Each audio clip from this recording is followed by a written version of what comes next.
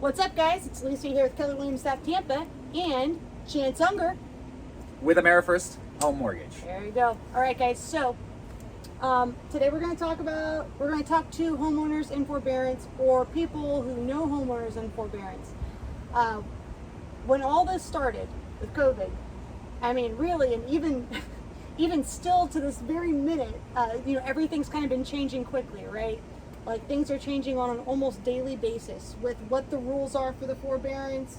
And all we know for sure right now is a handful of things, and we're going to talk about those today. And they have not extended the forbearance past June 30th. That is when it's set to expire. Today is June 24th. Yeah, we're on the 24th. Oh my God, where's this year gone real quickly, by the way? I know. All right, so. Whole nother video. And you can't judge my posture because I'm trying to be in this frame. It's harder than it looks. So anyway, I'm going to let Chance kick this off because really there are a couple of major options that homeowners in forbearance are going to have.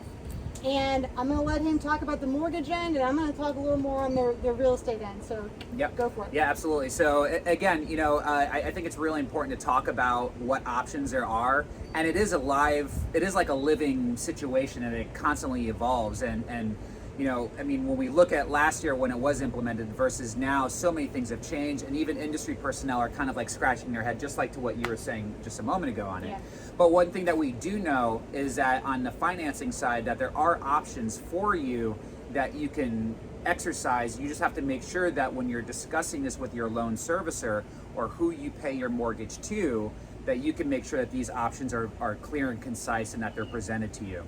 Right, so if we're going to talk about you staying in the home, right, and getting current on your forbearance, which is essentially what you need to do before essentially you go and acquire a new one, you have to make sure that getting current on it is going to happen in a few different ways, right? So one of them is going to be paying whatever that missed amount is up front. Initially, when you go into forbearance, you'll have 3 months, right, that you can skip out on mortgage payments. Now, you can apply for extensions, and people have, and it's gone out to 6 months, even a year, or I hate saying this, 18 months.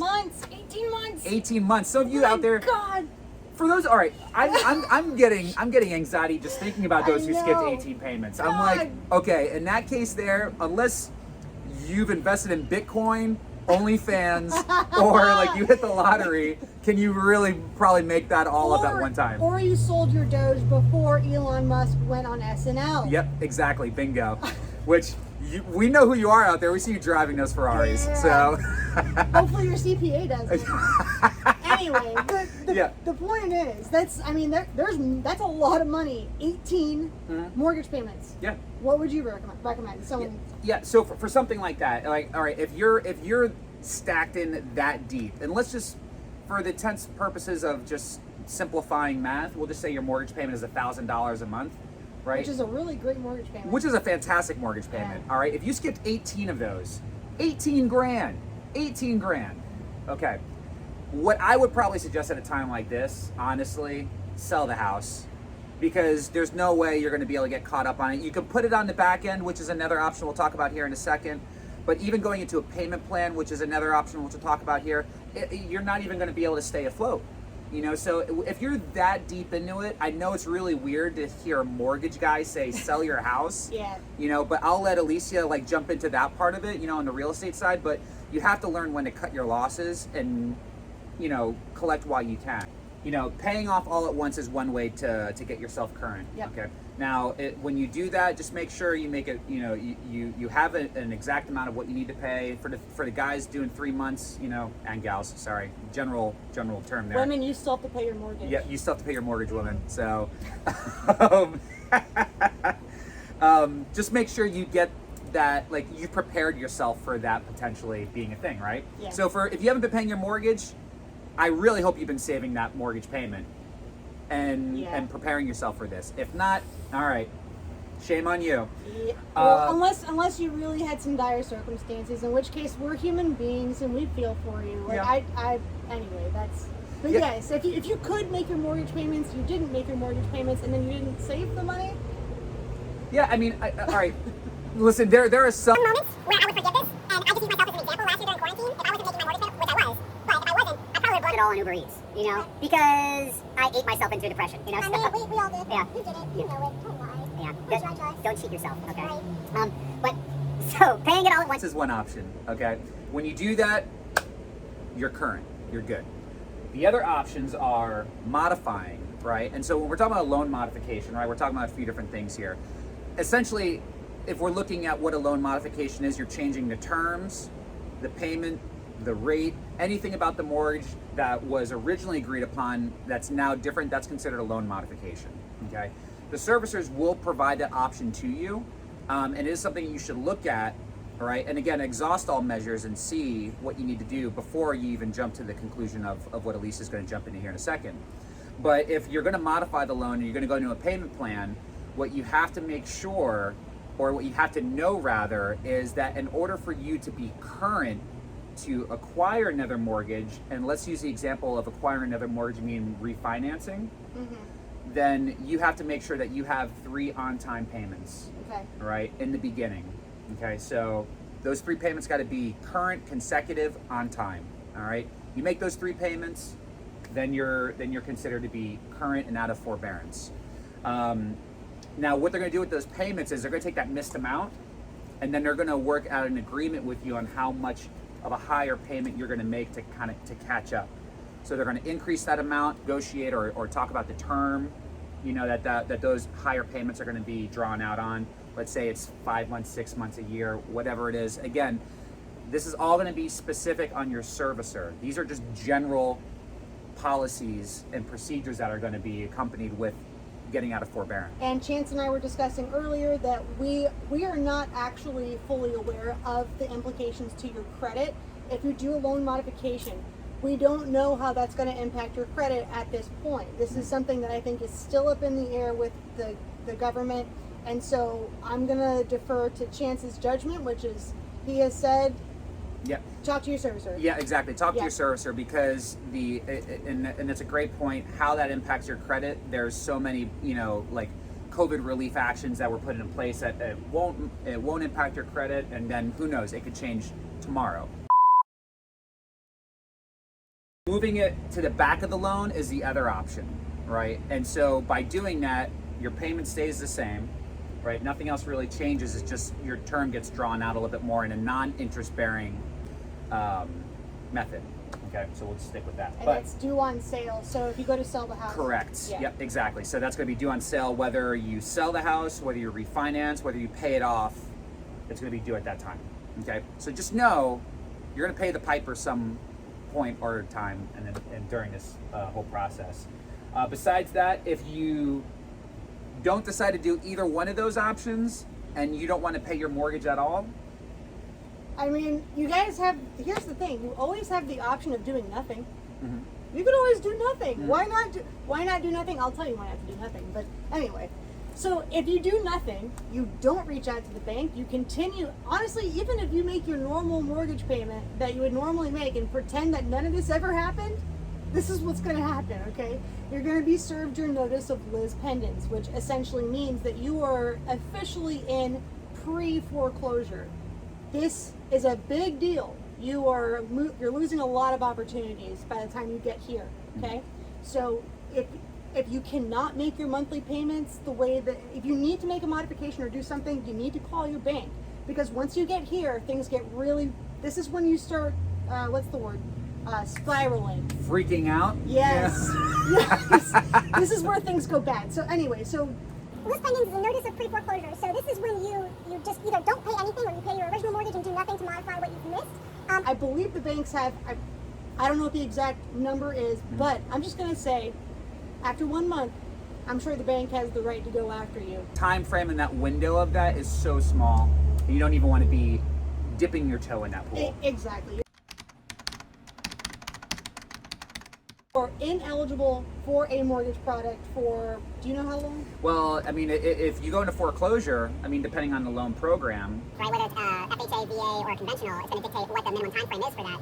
For most cases, there are extenuating circumstances on the conventional side that you can bypass that 7-year seasoning period for that. For FHA, they generally want 2 years out from a foreclosure Okay. Before you're eligible again. So you're looking at a couple of years before you can buy again. Yeah. Really, why? Here's my thing. Like, why would you let the bank? Don't let the bank foreclose on you when you've got equity. So most homeowners right now have so much equity that this doesn't make sense. Everyone's sitting back and waiting for the next crash, and they're waiting for the next wave of foreclosures, like what happened, In what 08? 08. And the reality is that what really makes this so different is that homeowners have so much equity right now that it just doesn't make sense for them to allow the bank to take the house back. Will it happen? I'm sure. Yeah. I'm sure it will. I'm sure there are people who don't have as much equity. Maybe they bought within the last year and they immediately threw their loan into forbearance. That's possible. Mhm. But anyway, you probably have equity. Mental space, right? Like, just bypass this whole thing altogether. If you go to sell your home and you're in forbearance, it's okay because you can actually get another mortgage again, right? That's the kicker right Low there. chance. Yep. Low chance. Hold the phone. So I'm holding the phone. Ah! I got it right here. Mine's in my pocket. Oh wait, no, it's right there. It's right there. Jesus Christ. Anyway, so guys, this whole video is inspired by a conversation I had with Chance like 2 days ago. Here's the deal. I was under the impression, and I think a lot of people are under the impression, that if you're in forbearance, you are on the no-fly list for buying, which is not true. You actually can still purchase a home when you're in forbearance. There are a few different stipulations, but from Chance's mouth to God's and your ears, If you sell your home first before buying your new one, or what we would call a simultaneous closing, you can actually be eligible to do that. Like, you can do that. That's acceptable. so yeah, I mean, that's pretty cool. And like this, then you just go back to a normal problem, which a lot of sellers already have, which is, when I sell my house, I have to live somewhere, and this is what I do, guys. We'll talk about it. You got different options, right? Yeah. So that being said, That would be, I call it a dual close, which basically as long as you sign off on that title and you say, you know what, buyer, you can have my house for this agreed upon amount of money. and the bank has to release the mortgage, yes? Yep. That mortgage gets paid off, it gets released, and then you're good. So you're good, and then you can go ahead and close later that day on your next property, on your next home. So this is a really great opportunity for folks who maybe are looking to downsize. I mean, if you were already looking to downsize, don't deal with any of this. Really, this is your moment, because we're going to see more inventory come into the market just by virtue of the forbearance ending. It might not be the flood of inventory that we all want to see, but realistically, you're better off just sort of swapping houses, right? Do a house swap, because you've got equity in the original home. Instead of going to the trouble of doing a loan modification and potentially having a negative impact on your credit, which may hinder your ability to buy in the next few years, just skip the middleman and just go buy now. There are listings out there. You can buy them. So anyway, that being said, the other option is, let's say you're kind of like not really into the home ownership game right now, and you're like, I don't really want to talk to Chance at all You don't have to about talk a to me. mortgage or anything. I'm gonna go be a renter. That's cool too. Go sell and be a renter. Now, I'm gonna tell you, as a realtor in Tampa, Florida, I don't work a lot with rentals. I'll do what I can to help you. I like to help people. However, I'm extremely limited in my resources here. So I'll just give you a couple of tips if that's the route you're gonna take. Number one, independent landlords have their own screening process, so they can do, it's up to them really, so you're going to see, this is not a consistent thing that I can tell you what to expect. Most won't see your full credit report, so what that means is that you really won't have to worry about that forbearance showing up and being any sort of deterrent to them renting to you unless you disclose it.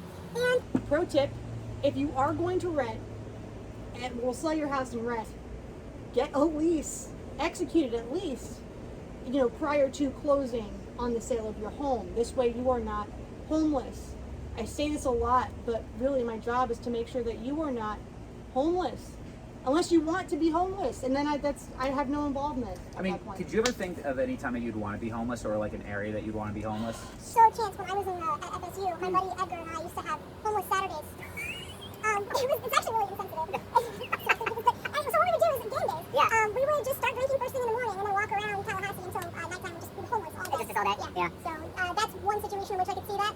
But Besides that, Homeless Saturday is not an everyday thing. That's not, and nor should it be for you, right? So Unless you're like in that whole, into that whole thing of like, I don't know. we're gonna edit this part out because this is such a rant. I don't know if we will. Does this make sense, guys? Yes, it does. We should be seeing everyone's head go up and down. Yes, this makes sense. I see way too many blank Zoom boxes, guys. Mm-hmm. Seriously, Chance is here on the mortgage end to help you. Any questions that you have, keep in mind, guys, this is changing literally daily. So Chance will give you up-to-the-minute accurate information that he has, right? Yep. And I am going to be here to walk you through the real estate market. And if you want to buy, talk to him first, because this is not the time to not have a pre-approval letter. Oh my God, yeah. That right there is, I mean, talk about ill preparation, I mean, no. Just do yourself the due diligence. Save yourself the hassle. Save Alicia the hassle. Give the hassle to me and have me pre-approve you first. Give Chance the hassle. I'm a hassle guy. Yeah, but don't give him the runaround. Just give him the hassle. Yeah, but I prefer the Hasselhoff. Ooh. But I don't know. If you got a Hasselhoff, then we can talk. All right, don't know what that means, guys. As always, thank you. We appreciate you. Stay happy, healthy, productive, and blessed.